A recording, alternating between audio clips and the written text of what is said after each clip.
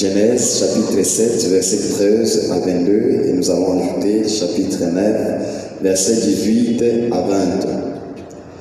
L'an 601, les premiers mois, les premiers jours du mois, les eaux avaient séché sur la terre. Noé ôta la couverture de l'arche et il regarda, et voici la surface de la terre avait séché. Le second mois, le 27e jour du mois, la terre fut sèche. Alors Dieu parla à Noé en disant: sors de l'arche, toi et ta femme, tes fils et les femmes de tes fils avec toi. Fais sortir avec toi tous les animaux de toute chair qui sont avec toi, tant les oiseaux que les bétails et tous les reptiles qui rampent sur la terre, qu'ils se répandent sur la terre, qu'ils soient féconds et multiplient sur la terre. Et Noé sortit avec ses fils, sa femme et les femmes de ses fils. Tous les animaux, tous les reptiles, tous les oiseaux, tous ceux qui se meuvent sur la terre selon leur espèce sortirent de l'arche. Noé bâtit l'autel à l'Éternel. Il prit de toutes les bêtes pures et agréables. Et l'Éternel dit à son cœur: je ne maudirai plus la terre à cause de l'homme, parce que les pensées du cœur de l'homme sont mauvaises dès sa jeunesse. Et je ne frapperai plus tout ce qui est vivant comme je l'ai fait. Tant que la terre subsistera, les semailles et la moisson, le froid et la chair, l'été et l'hiver, les jours et la nuit ne cesseront point. Chapitre 9, verset 18 à 20. Les fils de Noé qui sortirent de l'arche étaient Sem, Cham et Japheth. Cham fut le père de Canaan. Ce sont là les trois fils de Noé et c'est leur postérité qui peupla toute la terre. Noé commença à cultiver la terre et plantant de la vigne, parole du Seigneur. Bien-aimés frères et sœurs, partout où vous nous suivez, nous sommes encore devant vous ce matin. Je suis présentement le frère Gulin Moussada et je viens vous présenter la parole que Dieu m'a mis au cœur, la parole que Dieu a placée pour que nous puissions les partager par sa grâce, et j'ai pu l'intituler « Après le déluge ». Après le déluge, quelqu'un d'autre dirait la vie après le déluge, quelqu'un d'autre dirait l'église après le déluge, quelqu'un d'autre dira encore les positionnements après le déluge, et tout ça sont de bonnes reformulations du message, mais ce qui importe, c'est ce que nous allons en tirer et c'est ce que nous allons en faire. Alors que j'introduis ce message, trois choses à comprendre remontent de mon cœur. Et la première chose à comprendre, c'est que la vie est faite de successions des événements, mais à chaque événement correspond un avant et un après. Ça veut dire que tous les événements qui se succèdent dans nos vies, il y a eu un avant cet événement et un après cet événement. Et cette loi ne s'applique pas seulement aux événements, elle s'applique à la vie tout entière, car l'homme qui est l'acteur principal de la vie, il contient aussi un avant, il contient aussi un après. La deuxième chose à comprendre, c'est que entre l'avant et l'après de la vie, il y a souvent, mais pas toujours, une étape qui s'interpose, c'est le pendant. Le pendant, lorsque nous l'avions bien géré, lorsque nous l'avions bien capitalisé, il peut nous aider à deux niveaux. Le premier niveau, c'est d'évaluer l'avant, et le deuxième niveau, c'est de planifier l'après. C'est pendant la guerre que vous pouvez vous asseoir et voir ce que sera le peuple avant la guerre, après la guerre. C'est pendant la bataille que vous pouvez vous dire, après la bataille, nous serons ceci, et avant la bataille, nous avons été ceci. C'est pendant les contrats que tu peux te dire, avant ces contrats j'étais ceci et après ces contrats je serai ceci. C'est que le pendant est une étape qui nous aide à planifier l'après et à évaluer l'avant. La troisième chose à comprendre, c'est que l'étape que nous appelons ici l'après est souvent, pour dire même toujours, une étape difficile à vivre et à gérer. L'après est souvent une étape toujours difficile à digérer, toujours difficile à vivre. Pendant qu'on est au pouvoir, ça va bien, mais après le pouvoir, qu'est-ce que ça devient? Pendant qu'on est au travail, ça va bien, mais après le travail, qu'est-ce que ça devient? Et comme je l'ai dit ici, nous sommes en train d'articuler nos messages sur 3 points. Le premier point va nous dire c'est quoi le déluge. Voulant comprendre après le déluge, nous devons tenter à comprendre c'est quoi le déluge. Et le deuxième point va tenter à répondre à la question qu'est nous apprend le déluge. Et le troisième point enfin cherchera à répondre à la question que faire pendant le déluge. J'ai parlé d'un avant, d'un pendant et d'un après, mais les 2 premières étapes ne vont pas faire l'objet de notre message. Nous allons beaucoup nous focaliser sur l'après le déluge. Voulant répondre à la première question, le déluge c'est quoi? Le déluge, que nous dit-il? Le déluge, qu'est-ce que ça signifie? Le dictionnaire nous donne 2 grandes significations en des différentes explications. Et la première signification, le dictionnaire nous a dit que le déluge c'est le débordement universel des eaux. C'est une pluie torrentielle. C'est une grande inondation submergeant la terre. Une grande inondation. Et de l'autre côté, la deuxième signification, le dictionnaire nous a dit que le déluge, c'est une grande quantité de choses. Et par là, des termes qui sont synonymes, nous avons trouvé des mots comme abondance, des mots comme influence, des mots comme tsunami, des mots comme race des marais, et tous ces mots sont des mots qui sont relatifs au mot déluge. Mais selon l'idée de la Bible, ce terme utilisé pour la première fois dans le livre de Genèse, chapitre 6, verset 17 par Dieu lui-même, signifie l'inondation d'une grande ampleur à travers laquelle Dieu frappa la terre qui s'était corrompue. La Bible nous présente à travers l'épisode que nous avons lu, Noé avec le monde auquel il appartenait, lorsque le monde devint corrompu, lorsque les hommes se détournèrent de Dieu, lorsque les hommes se sont voués à la violence, Dieu s'est levé et il a dit, je vais mettre fin à tous ces désordres. Il a dit, je vais mettre fin à tout ce qui se passe. Et il a décidé de le faire à travers les déluges. Ce qui est, selon l'idée de la Bible, le déluge, c'est cette grande inondation à travers laquelle, à l'époque de Noé, Dieu infligea comme châtiment à l'humanité qui était déjà corrompue. Mais parler du déluge ici, c'est parler du bouleversement brutal que nous ne cessons de subir du jour au jour. Parlant du déluge dans ce message, c'est parler des situations turbulentes dans lesquelles tout est par terre. On ne sait pas par où commencer, on ne sait pas avancer, on ne sait pas maintenant se retrouver parce qu'il y a eu des chambardements, parce que tout a été chambardé et tous les fondements que nous avons essayé de poser ont été emportés par les vents, ont été brusquement ou progressivement détruits et nous sommes dans une situation d'embarras. Que faudra-t-il faire pendant une telle période? Et ce message s'adresse à des hommes et des femmes qui, à un niveau de leur vie, ont vu se décliner des efforts longtemps consentis. Tu as consenti des efforts, tu as travaillé ici et là, mais brusquement ou progressivement, les efforts se sont détruits et tu ne sais plus comment y aller. À toi, ce message. Il s'adresse encore aux gens qui ont perdu, si pas brusquement, alors progressivement la lueur d'espoir suite à des situations turbulentes. Et qui sont ces gens si ce n'est que toi et moi qui depuis un temps, plus d'un trimestre, nous voyons des choses tourner en envers, nous voyons des fondements posés en train de se bouleverser, nous voyons des choses auxquelles nous espérions en train de tomber caduques. Et c'est à nous que Dieu parle. À qui s'adresse ce message? Si ce n'est qu'à toute l'humanité qui aujourd'hui se voit par terre, car il n'y a aucun espoir d'évolution, il n'y a aucun espoir d'épanouissement, il n'y a aucun espoir de progrès. À nous ce message. Et à ce jour, ce matin, Dieu nous a dit nous avons mis à cœur de te dire, bien-aimé dans le Seigneur, que malgré tout ce que nous pouvons avoir connu, le déluge est parti.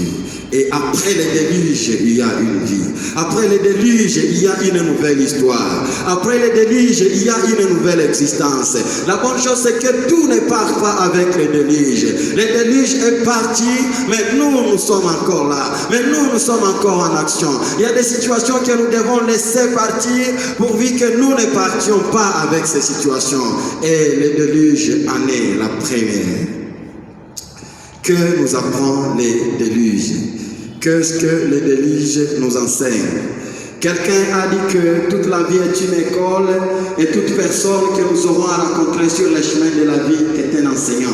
Et si j'aurais rencontré cette personne-là, je lui poserai la question, qu'en est-il des situations que nous vivrons? Qu'en est-il des événements par lesquels nous traverserons? Qu'en est-il des circonstances qui nous arriveront? Constituent-elles aussi des écoles?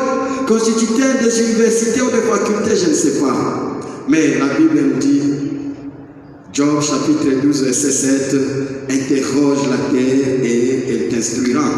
Et au chapitre 8, 5e verset de Proverbes, la sagesse nous dit, apprenez le discernement. Ça veut dire, ne soyez pas dans l'ignorance. C'est que tous les événements qui nous arrivent, bien dans le Seigneur, toutes les circonstances par lesquelles nous passons, elles doivent nous servir d'instruction. Nous devons chercher à y apprendre. Nous devons chercher à accumuler des choses. Nous devons chercher à accumuler la connaissance à travers ce à quoi nous traversons, à travers ce qui nous arrive. Et que nous enseigne alors les déluges? Qu'est-ce que nous devons apprendre du déluge? 4 grandes leçons sont venues dans mon cœur en parlant de ça, à vouloir répondre à cette question. Et la première leçon que nous devons apprendre du déluge, c'est que Dieu est souverain et il est au plus haut degré et il possède l'autorité suprême. Écoute ce qu'il dit. La fin de toute chose est arrêtée par devers moi. Il ne consulte personne, il ne parle à personne, il n'interroge personne, il se décide et il fait la chose. La question que je me pose ici et maintenant, les autres dieux, si du moins ils existent, si du moins ils sont forts, pourquoi ils n'ont pas pu arrêter les déluges? Pourquoi ils n'ont pas pu contredire la décision de Dieu? Mes frères, ce que je suis en train de dire, c'est que notre Dieu, il est puissant, il est souverain, il est suprême, et à part lui, il n'y a aucun autre Dieu. Je m'adresse à quelqu'un ce matin qui se fuit à des idoles, quelqu'un qui se fuit à la franc-maçonnerie, quelqu'un qui se confie à des dieux qui en réalité n'en sont pas dignes. Il n'y a qu'un seul Dieu, fort, suprême et juste, c'est notre Dieu qui est dans les cieux. Il décide la chose et personne ne peut le contredire. Et peu pas ton temps, mon frère, dans les idoles, reviens vers le seul Dieu. La deuxième leçon que nous apprend le déluge, c'est que Dieu peut créer, mais il peut encore détruire. Le même créateur, il peut changer de casquette, il peut redevenir destructeur. Mais la bonne chose pour Dieu, c'est qu'il ne détruit pas seulement pour détruire, il détruit lorsqu'il y a eu de mauvaises choses, il détruit pour apporter des corrections. Et il ne détruit pas brusquement, au préalable, il doit corriger, il doit parler. Et lorsque la personne n'a pas entendu, c'est maintenant que Dieu se lève pour détruire. Et lorsque nous essayons de réfléchir ce qu'était devenu la terre à cette époque, la Bible dit tout ce qui respire périt, tout ce qui avait respiration mourit. Depuis l'homme jusqu'au bétail, tout était exterminé, tout était éliminé. Éliminé par qui? Éliminé par les créateurs. C'est que le Dieu que nous adorons, le Dieu à qui nous croyons, il n'est pas seulement créateur, mais à un moment il peut détruire. Bien-aimé dans le Seigneur, n'attends pas que Dieu te détruise pour assimiler, pour prendre ses instructions. Et la troisième leçon que nous enseigne le déluge, c'est que sur le chemin de la vie, rien n'est définitif. La Bible nous dit ils étaient en train de s'enivrer, ils se mariaient leurs enfants, mariaient leurs filles, ils se donnaient la joie, mais d'un coup, le déluge descendu et a tout mis par terre. Je voulais dire à quelqu'un, le plaisir n'est pas définitif.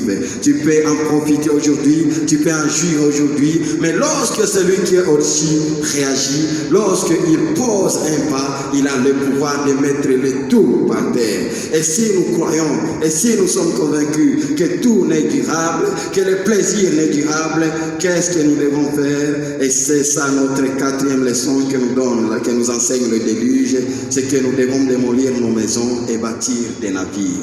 Nous devons apprendre à démolir nos maisons pour nous construire des navires. Parce que pendant le déluge, les maisons seront submergées, mais les navires vont flotter au-dessus des eaux. Qu'est-ce que je suis en train de dire par là? Tu dois abandonner tes biens pour penser à ta vie. Tu dois abandonner ton plaisir pour penser à ta relation avec le Seigneur. Tu dois abandonner tout ce qui est précieux et cher.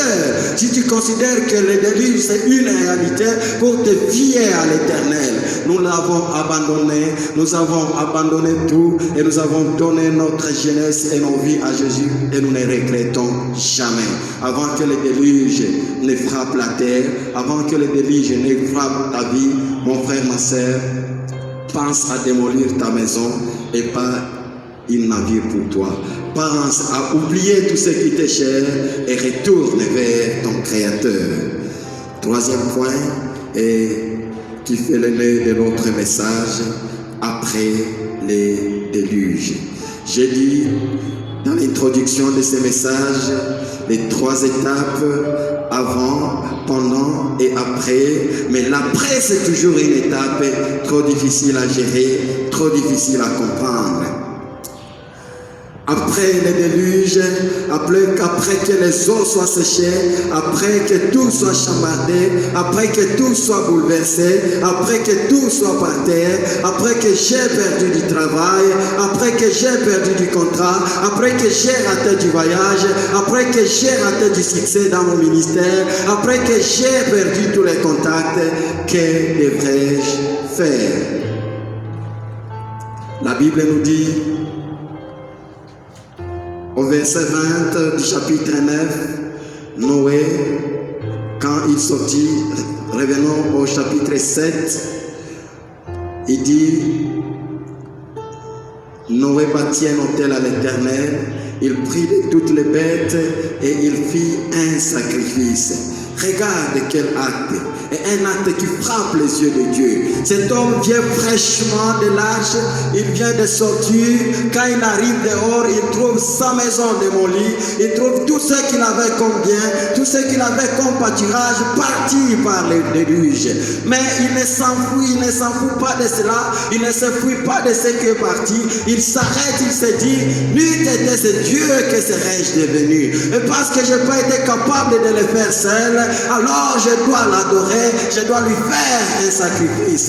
Et il bâtit un autel pour l'Éternel. La première chose, bien-aimés dans le Seigneur, après que les eaux du déluge aient séché, nous devons apprendre à bâtir l'autel pour l'Éternel. Nous devons apprendre à nous arrêter et dire que dans cette situation, si j'étais seul, je ne resterai pas. Nous devons apprendre à nous arrêter et dire, ce n'est ni par ma force, ni par ma puissance, mais il y a quelqu'un qui a travaillé. Il y a quelqu'un qui a travaillé pour que je ressorte vainqueur dans cette lutte. Il y a quelqu'un qui a travaillé pour que je ne parte pas avec cette situation. Il y a quelqu'un qui a travaillé pour que j'ai la vie sauve. Et parce qu'il a travaillé, je dois l'adorer.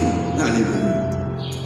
Noé, il ne se fuit pas des biens qui sont détruits. Il ne fait pas allusion de sa maison qui est démolie. Il ne fait pas allusion à ses frères et sœurs qui sont disparus. Mais il fait allusion à la puissance de ce Dieu.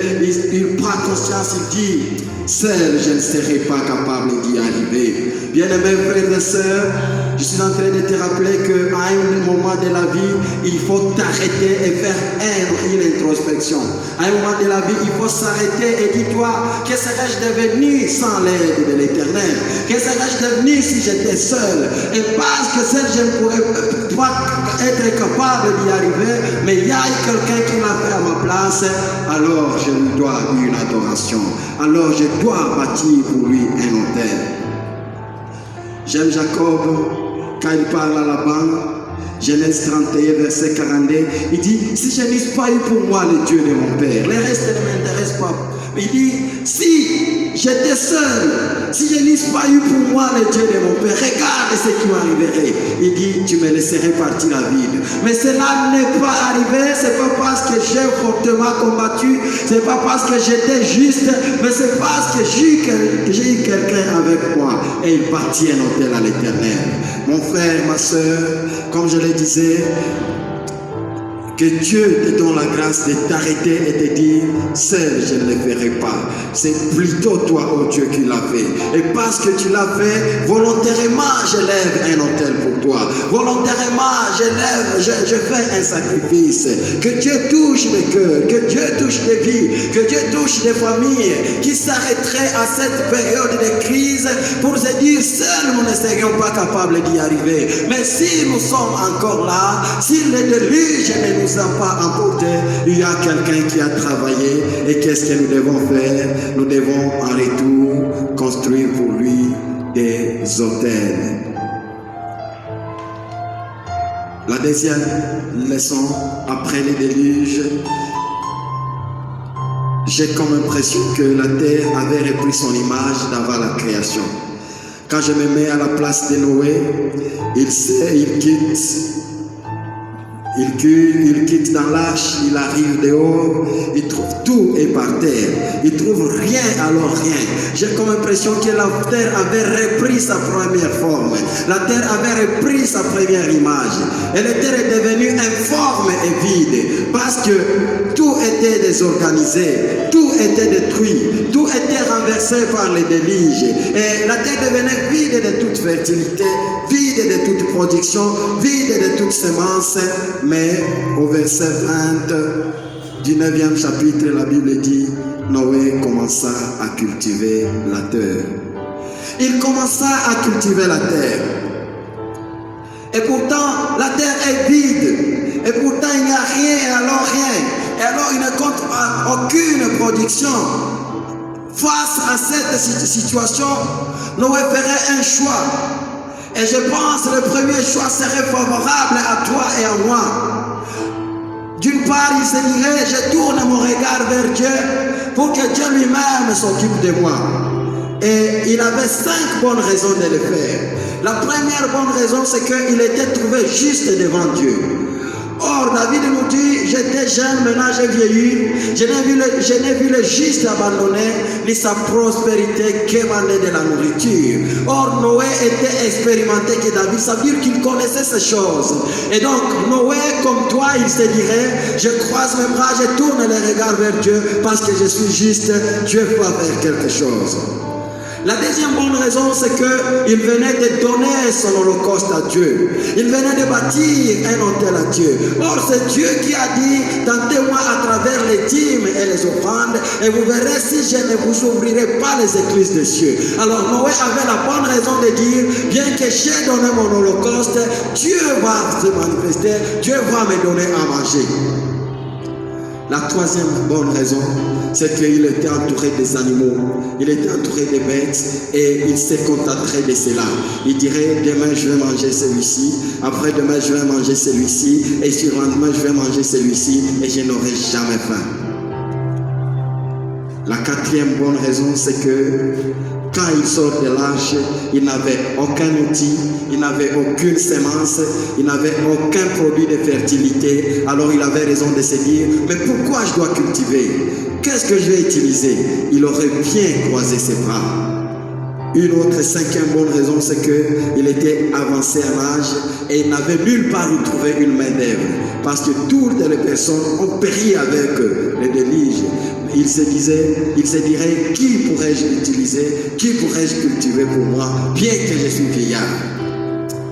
Mais la bonne chose pour cet homme, c'est qu'au lieu de se présenter toutes ces raisons, au lieu de considérer toutes ces bonnes raisons, il fait un choix. Et regarde le choix qu'il fait, il se détourne de toutes ces raisons et il se tourne vers son champ. Il commença à cultiver la terre. Il commença à planter la vigne. Il se dit, même si j'ai fait une offrande à Dieu, c'est à travers le travail que je vais faire que Dieu va me bénir. Il se dit, même si j'ai des bêtes autour de moi, ce sont des êtres que Dieu a préservés comme moi pour qu'ils puissent se produire, alors je dois les conserver la vie. Il se dit, même si je n'ai pas la possibilité de trouver une main d'œuvre extérieure, mais Dieu a dit, vois avec la force que tu as. Qu'est-ce que je suis en train de dire, mon frère?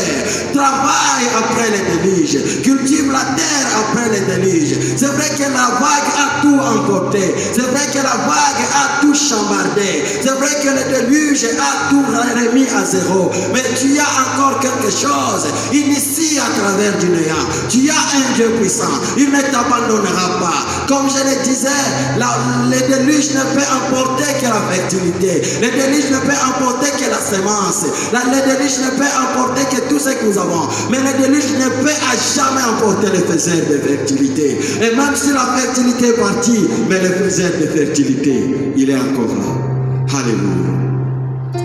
Des occasions ratées, des promotions ratées, mais le Dieu qui donne les promotions, le Dieu qui crée des promotions, il est encore là.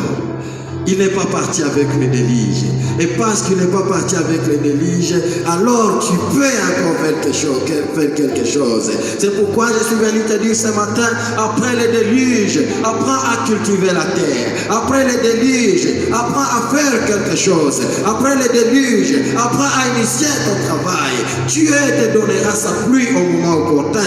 Dieu arrosera tes plantes. Ne cherche pas un pâturage vert vers lequel il faut émigrer. Le Dieu avec qui tu marches, il est capable de transformer ces pâturages secs à un pâturage vert. Sûrement tu marches avec lui. Qu'est-ce que je suis en train de dire aujourd'hui? Tu n'as pas besoin de quitter ton foyer après le déluge. Qu'est-ce que je suis en train de dire? Tu n'as pas besoin de quitter tes rêves après le déluge. Qu'est-ce que je dis? Tu n'as pas besoin de quitter ton travail. Tu n'as pas besoin de quitter ton église. Tu n'as pas besoin d'aller d'ici de là après les déluges. Tu n'as pas besoin de migrer vers les pays riches qui tu restes sont par terre aujourd'hui. Tu as seulement besoin d'être là que Dieu te veut et au moment où Dieu te veut. Tu as seulement besoin d'être dans la volonté de Dieu et de faire quelque chose avec le Seigneur. Il est celui qui a dit qu'il bénira le travail de ta main. Oh, c'est seulement de faire ce travail. Et le Dieu qui est dans les cieux, il est fidèle, il verra. Tu as juste besoin de cultiver la terre. Tu as juste besoin de jeter ton pain. Tu as juste besoin de te réveiller tôt le matin et réfléchir. Tu as juste besoin de faire quelque chose. Il bénira le travail de tes mains. Ne croise pas les bras, mon frère. Ne croise pas les bras, ma soeur. Après le déluge, il y a une vie. Après le déluge, il y a une terre cultivable. Même si elle n'a pas de forme, tu la donneras la forme. Même si elle a perdu tout, mais le faiseur de tout n'est pas perdu. Et comme le faiseur de tout n'est pas perdu, il est encore là. Il est encore là et il pourra encore agir pour ton bien. Dans le livre de Genèse 26, verset 1, la Bible dit qu'il y eut une famine dans le pays, outre la première famine qui eut lieu du temps d'Abraham.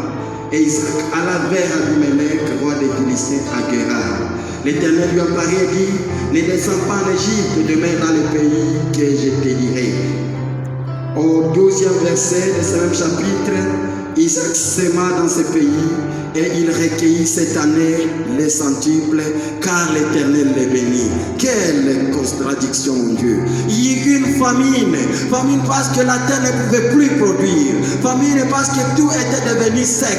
Famine parce que tout était devenu aride. Et Isaac a eu l'idée de se dire, alors je quitte pour aller en Égypte. Mais Dieu lui a parlé, il dit, non, non, ne va pas en Égypte, reste ici. Isaac qui prend l'instruction de Dieu. La Bible nous dit, il a travaillé, il sema sur cette terre. Et à la fin de l'année, il produit les centiples. C'est pas parce que la terre est sec que tu ne peux pas produire. C'est pas parce que la terre est aride que tu ne peux pas produire. Tu as seulement besoin de marcher avec le Dieu Tout-Puissant. Tu as seulement besoin d'être en bonne relation avec Dieu. Si les faveurs de Dieu ne se sont pas arrêtées sur Noé, mais elles ont fait enrichir aussi Isaac sur une terre aride.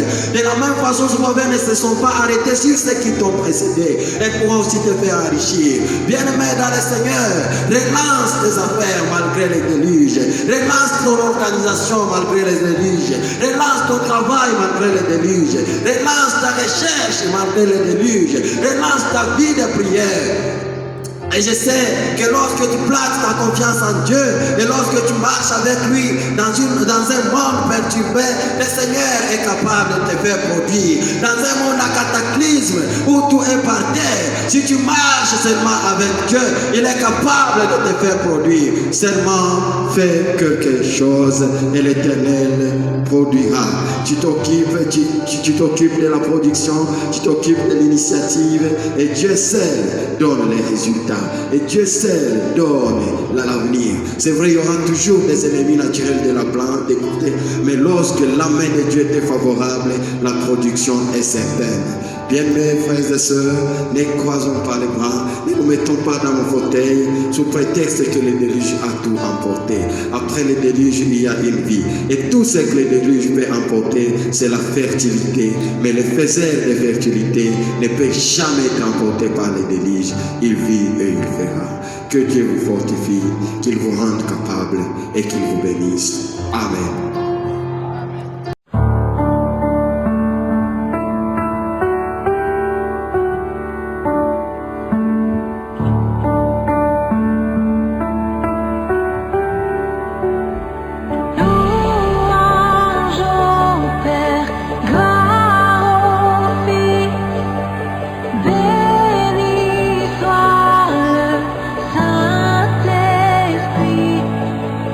Dieu 3 fois saint.